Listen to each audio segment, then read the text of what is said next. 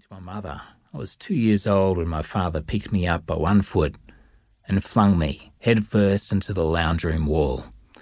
My left eardrum ruptured, and I temporarily lost hearing in my right side too. At least that's how Mum told the story. I was too young to remember. Whether it happened or not, the salient thing about the nugget of Smith family history is that an act of brutality against a toddler fitted so easily into our overall story of abuse and dysfunction. Maybe it was an exaggeration, perhaps it was a bitter wives' tale, or maybe it happened exactly the way Mum described it. But something bad happened to my head. Today I'll wear a hearing aid in my left ear as proof. Violence was so common in our house that for a while I thought every father must beat his wife and children. The world terrified me.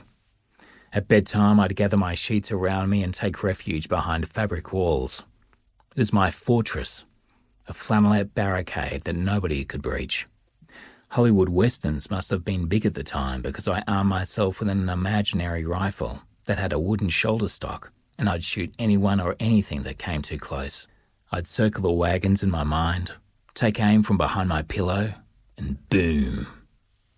When I wasn't getting flogged by Dad in one of his drunken rampages or defending my bed from imaginary raiders, I had to do nocturnal battle with that big rolling ball. My childhood, whether I was awake, asleep, or somewhere in between, was like a never-ending bad dream.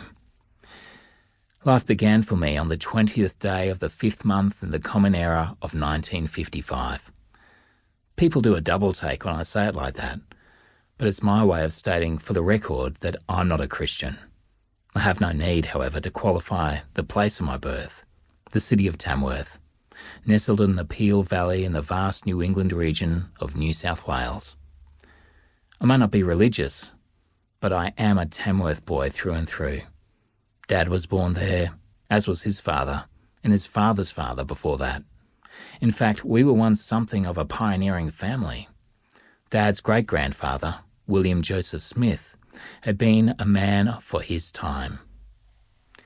The son of an English Wesleyan minister who'd arrived in the colony on a ship full of convicts, William was the first of my paternal forebears born on Australian soil. Not content with life on the coast, he ventured inland from Sydney and fell in love with the riverside township of Tamworth in the 1870s. William was a tanner by trade and a progressive thinker who'd become intrigued by the newfangled idea of electric streetlights. Back then, Australia was illuminated after sunset either by moonlight or, in some urban areas, gas-powered lamps. William won a seat on the local council and lobbied fellow aldermen that Tamworth deserved better. He faced down the naysayers for years, and on 9 November 1888, half the town crowded around their newly constructed power plant to watch the mayor's wife turn on the lights. With a twist of a golden key, Tamworth entered the history books as the first city in Australia, indeed the entire southern hemisphere, to flood its streets after dark with a reassuring glow of electric light. William was the toast of the town. In less than 100 years, however, the bright future that William Joseph Smith had promised would dim considerably. By the time I was delivered at Tamworth-based hospital, the Smiths were no longer synonymous with the historic leap forward that had put the name Tamworth up in lights. Dad toiled at menial jobs and blew money at the pub, while Mum worked on her hands and knees cleaning the hospital where she'd given birth to me. My grandfather, Aubrey Peel Smith, was still quite a wealthy man, but he was also quite obnoxious. At least I thought he was. He owned a swag of properties, including homes and a general store in Darling Street, Tamworth, that was plastered in huge letters, Orb Smith for everything, and a banana plantation in the hills west of the New South Wales coastal town of Coffs Harbour. Although Aubrey had placed a perfectly good, spacious brick home on one of Tamworth's nicest streets in my father's name, we were forbidden from living in it. The house was let out to a World War I veteran, and the regulations of the day stipulated that the ex-soldier couldn't be evicted under any circumstances.